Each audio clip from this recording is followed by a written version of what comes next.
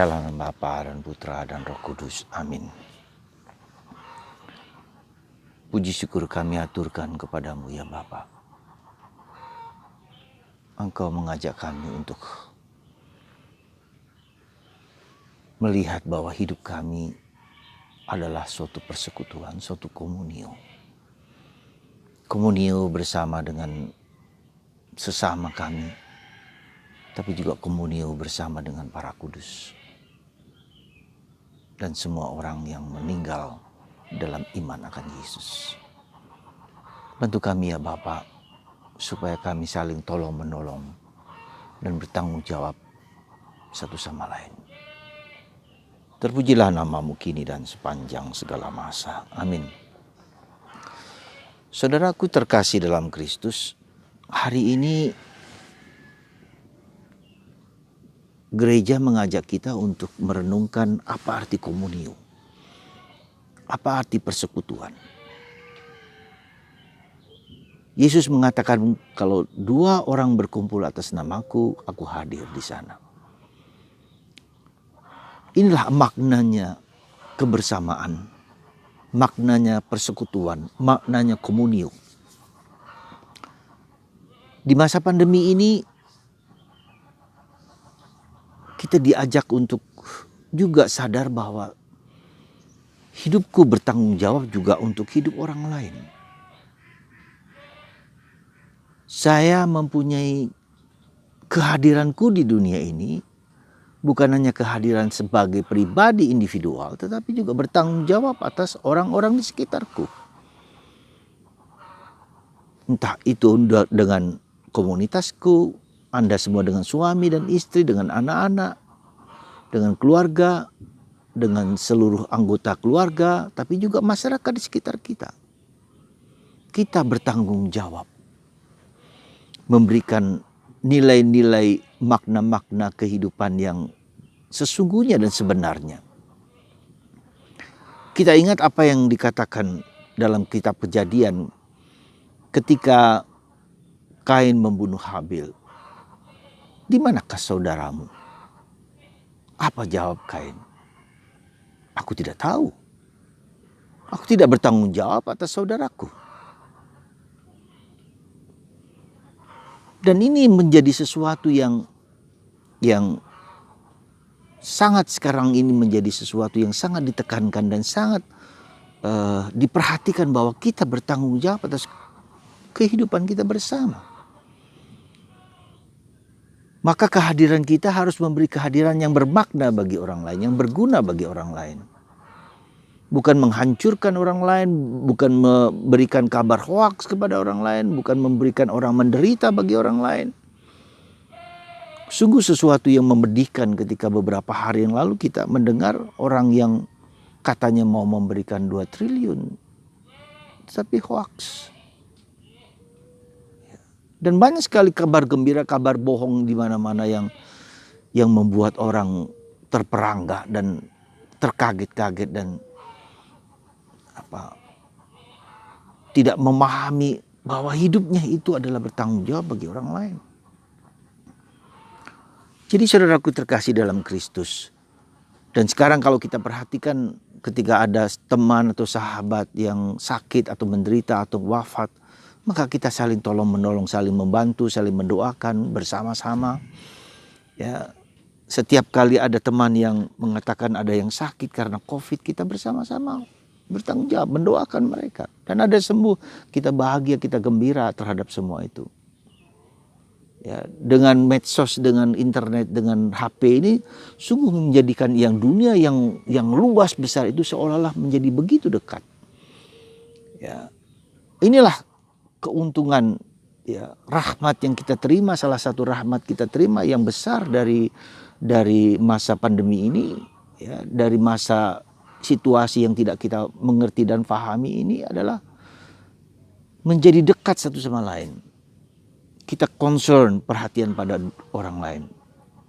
Itu yang pertama saudaraku terkasih. Sekali lagi, bagaimana hidupku itu bermakna bagi orang lain. Bagaimana hidupku itu memberikan kegunaan bagi orang lain. Memberikan arti bagi orang lain. Sejauh mana aku bisa menyumbangkan sesuatu bagi orang lain. Dan itu sungguh saya rasakan ketika saya harus mendoakan orang-orang yang minta tolong, itu didoakan orang-orang yang minta tolong dengan segala problem masalah yang sulit sekali. Ya, saya merasa harus mendoakan, karena seringkali yang kita tidak cukup hanya bicara, memberi nasihat, tetapi ternyata ada hal-hal lain yang di luar itu yang sungguh-sungguh harus kita doakan, bahkan dengan puasa, dengan mati raga, dengan kekuatan kita, supaya Tuhan mengubah orang tersebut, karena kita tidak mampu mengubah orang lain. Ya, ini juga sesuatu yang harus kita sadari. Sekali lagi, kita tidak bisa mengubah orang lain, tetapi kita mengubah diri sendiri demi orang lain. Kita menuntut orang lain berubah, tetapi ternyata kita gagal dan tidak mampu kita melakukan itu. Nah, itulah maka kita berubah supaya orang lain berubah. Ya, itu yang pertama. Jadi komunio itu bukan hanya komunio di mana kita seagama, ya, seiman, tetapi komunio ke masyarakat. Ya, komunitas di mana kita berada, juga negara, juga bangsa, umat manusia. Sekarang ini kita lihat seluruh umat manusia, seluruh kemanusiaan. Kemarin saya mendengar kesaksian seseorang yang sangat sederhana, tetapi sangat, menurut saya, suatu yang jenius, penting sekali, ketika dia seorang yang di mobilnya menyimpan kawat baja, ya. Untuk apa? Untuk kalau ada mobil-mobil tertentu yang mogok, ya, di tengah jalan, di pinggir jalan, yang tidak bisa dilakukan perbaikan, maka dia menariknya sampai ke bengkel yang terdekat. Dan ketika dia melakukan, orang yang ditolong itu sangat berterima kasih, sangat bersyukur sekali. Sangat simpel, sangat sederhana. Bagi saya ini sesuatu yang bagus sekali pesannya dalam bahasa kemanusiaan. Tak peduli agama, tak peduli bangsa, tak peduli suku. Kita sama adalah anak Allah dan anak manusia yang saling tolong-menolong. Dan ini menjadi sesuatu tanggung jawab kita bersama. Yang kedua, kita orang Katolik sungguh bersyukur bahwa kita tidak hanya persekutuan sesama manusia, tapi persekutuan para kudus. Ya, sekali lagi, sebagian dari diri kita itu adalah bagian untuk kekudusan. Kita bagian dari para kudus kita yang kita mohonkan berdoa untuk kita, mendampingi kita. Para malaikat juga mendampingi kita, ya, menolong kita dengan nama santo santa yang kita pegang. Itu adalah bagian di mana dia menolong kita, membantu kita di dunia ini. Dan juga persekutuan dengan orang-orang yang sudah meninggal. Jangan lupa, mereka meninggal tidak habis, tidak selesai. Ya, mereka membutuhkan doa kita. Nah, para saudara, apalagi, jadi kita lihat di sini gereja kita memperluas arti persekutuan, komunio itu. Ya, kalau kita merayakan di gereja dan dipersatukan dalam ekaristi, itu adalah komunio para kudus, komunio para orang yang meninggal, dan komunio dengan kita yang di dunia ini. Ya, meskipun secara virtual, mereka tetap dalam kesatuan. Jadi maka kita melihat di sini begitu luar biasa pengertian dan pemahaman kita tentang gereja, ya, tentang iman, tentang persekutuan. Maka Santo Paulus melukiskan bahwa kita itu seperti tubuh, ya. Kepala kita adalah Yesus, tubuh kita adalah gereja, dan Bunda Maria adalah lehernya. Ada seorang seorang Katolik, seorang imam yang menunjukkan bahwa leher kita adalah Santa Maria dan Santo Yosef yang menghubungkan kita dengan Bapa, ya. Jadi sangat bagus sekali. Kepala adalah Yesus, tubuh kita adalah gereja, dan leher adalah Bunda Maria dan Santo Yosef.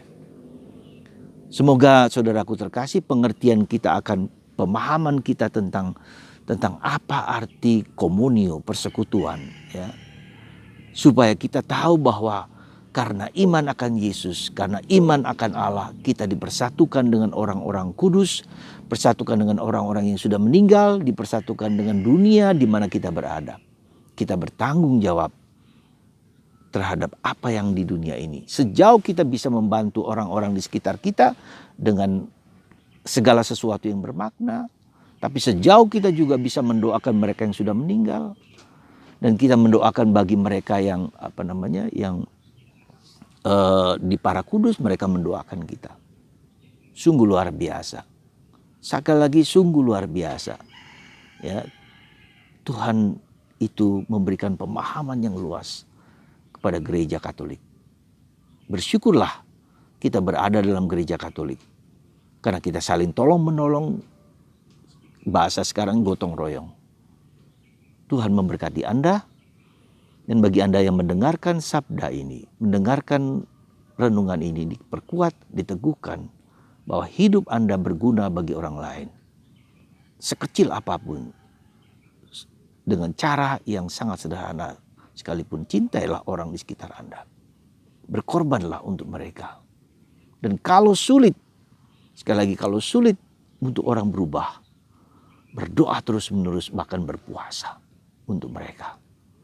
Tuhan memberkati Anda semua, meneguhkan Anda semua, dan dijauhkan dari segala COVID. Dalam nama Bapa dan Putra dan Roh Kudus. Amin.